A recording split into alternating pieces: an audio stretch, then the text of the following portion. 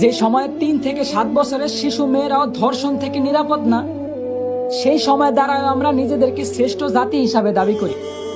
যে সময় free mixing ভাবে পড়ালেখার কারণে বিভিন্ন জায়গায় শিক্ষক দ্বারা ছাত্রীরা ধর্ষিত হইতাছে, সেই সময় দ্বারাও আমরা শিক্ষার মানদণ্ড নির্ণয় করি। একদিকে দেশের মান্যগণ্য লোকেরা দেশের গরিবদের দিকে না তাকিয়ে বিলাসিতায় দিন কাটাইতেছে, ঠিক সেই সময় আমরা নির্লজ্জের মতো আবার দেশের রেমিটেন্স যোদ্ধা প্রবাসীদের নিয়ে সমালোচনা করি। হ্যাঁ, এই সময়ও দেশের প্রধানমন্ত্রী একজন মহিলা, কিন্তু তারপরেও দেশের মা বোনদের আমরা ধর্ষণ থেকে বাঁচাতে অসক্ষমতা প্রকাশ করি। বলি মুসলিম দেশে বিধর্মীরা হত্যাকাণ্ড চালায়, তার কোনো বিচার নাই। সংখ্যায় বেশি আর দেশটা মুসলমানদের হওয়া সত্ত্বেও প্রতিবাদ করার মতো কেউ নাই।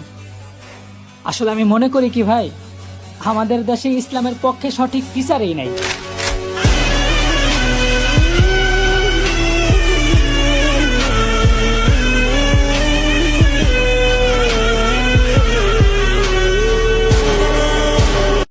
আমাদের দেশে মাহফিলের মঞ্চে কারো সমালোচনা করার মতো আলেমের অভাব নাই, কিন্তু সাধারণ মানুষের কাছে আল্লাহ এবং তার রাসূলের আদেশ নিষেধ পৌঁছে দেওয়ার মতো আলেমের সংখ্যা খুবই কম ভাই।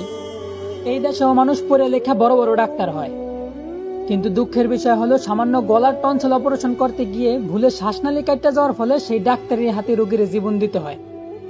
হ্যাঁ, এই দেশটা স্বাধীন হয়েছিল লক্ষাধিক নারী পুরুষের রক্তের বিনিময়ে, কিন্তু লজ্জার বিষয় হলো এই স্বাধীন দেশেও দেশের মা বোনরা আজ সুরক্ষিত নয়।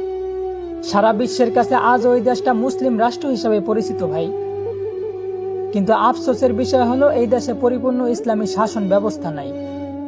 তো বলি, দিন শেষে এই দেশ নিয়ে গর্বিত হন নাকি লজ্জিত, ওইটা আমি জানি না ভাই।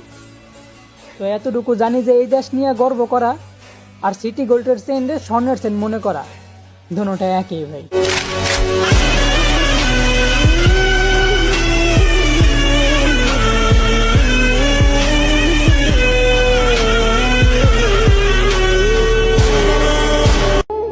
যেই দেশে ধর্ষকের পক্ষে উকিল পাওয়া যায়, ওই দেশে পড়া লেখা জজ হয়ে কোনো লাভ নেই। মুসলমানদের দেশে নেতা হইয়া যদি আলেমদেরকে বন্দি করে রাখতে হয়, ওই দেশের রাজনীতি করে নেতা হইলে জনগণের জন্য কোনো ফায়দা নেই। ৯৫% মুসলমানের দেশে যদি মুসলমানদের কষ্টগুলাই তুলে ধরা না যায়, ওই দেশে নামি দামি সাংবাদিক হইয়াও কোনো লাভ নেই। বলি, জাকাত না দিয়া সুদ খাইতে খাইতে দেশটারে করছো ছারখার, এখন সূর্যের তাপ গায়ে লাগে তাই তোমাদের বৃষ্টির দরকার। আলেমদেরকে বন্দি করে আবার আলেমদের মাধ্যমে আল্লাহর কাছে বৃষ্টি কামনা করলা, বিষয়টা এমন হইল না।